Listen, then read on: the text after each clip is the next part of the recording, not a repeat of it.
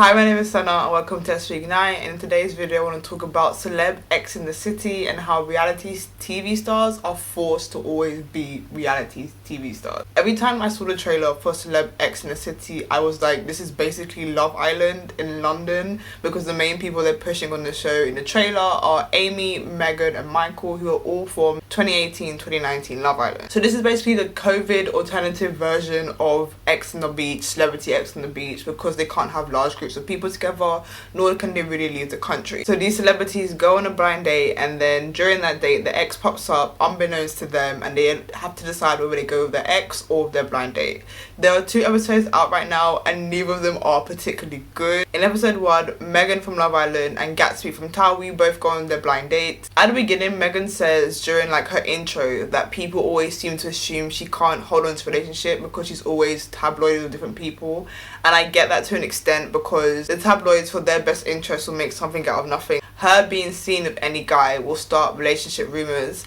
However, this is also Megan's 3rd dating show, so it's not too much of a stretch to believe that she has struggles with relationships, because she's been on Love Island, she's been on Let's Go Dating, and now she's been on Celeb X in the City. I've never properly watched X on the Beach or Celeb X on the Beach, so I didn't really know what I was getting myself in for.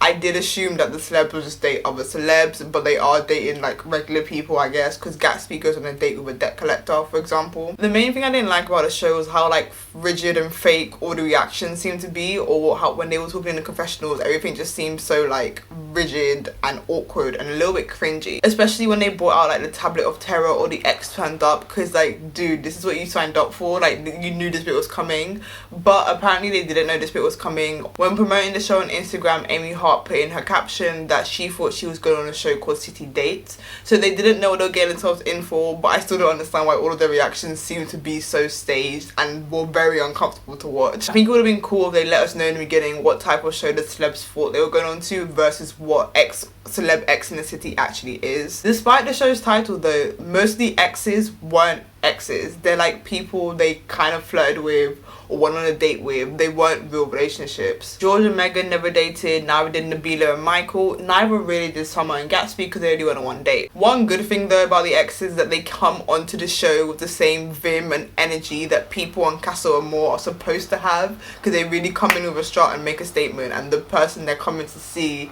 looks very surprised and flabbergasted when they see them.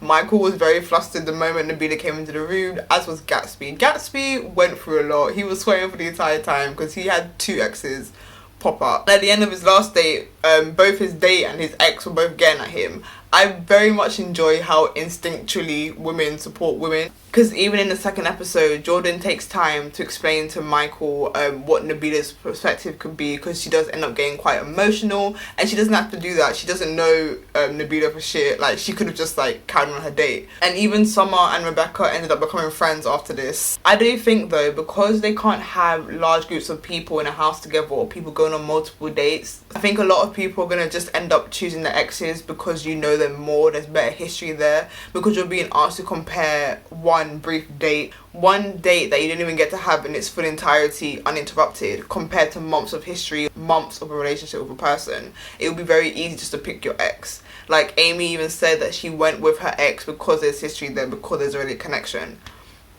and because her date was dry. Will I continue to watch the show? Probably not. As I said, it's a bit boring and a bit awkward. I might pop back up when Jess and Chet have their episode, because I want to see what angle Chet comes with and like what he says when he comes to sit at the table, because I didn't even know that they broke up. I do also want to talk about the fact that reality TV stars seem to be forced into being reality TV stars. For one, all the people I was interested in seeing on the show were already on Love Island, then have also gone on to do other dating shows, like both Megan and Amy were on Celebs Go Dating, and then Michael also did X on the Beach. It seems of these people in particular, not only are they stuck in being reality TV stars, but they're also stuck in showing us their relationships.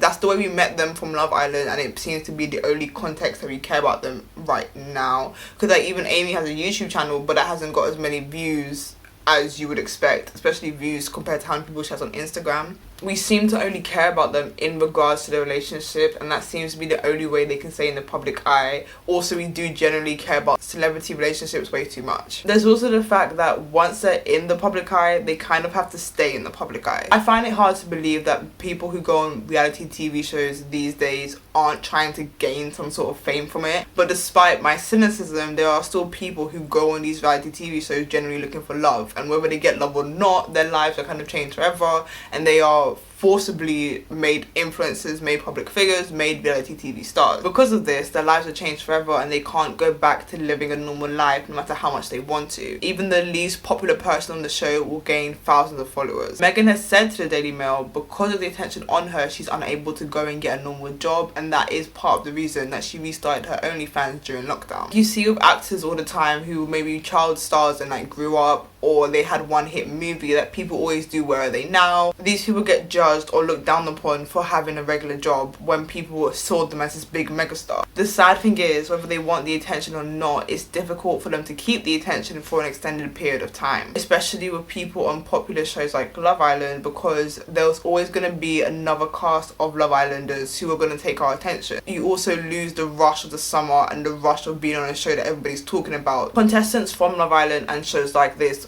get social media fame more than traditional fame, and I think social media fame fleets faster, and I think that's only because it's visible. We can see less likes on your posts, we can see less retweets on your Twitter, we can see less people actively taking an interest in your career. Also, are Instagram likes gone or not? Because there used to be a period of time I couldn't see anywhere, and now certain people, certain pages, you can see it. I also don't actually use Instagram really, except when I'm looking for something for a video or I'm just being nosy. So let me know if you actually use Instagram, whether likes are gone or not. Also, let me know in the comments down below what you think of Celeb X in the City and reality TV stars being forced to cling to fame. Hit like on the video, subscribe if you want to, and I'll see you next time.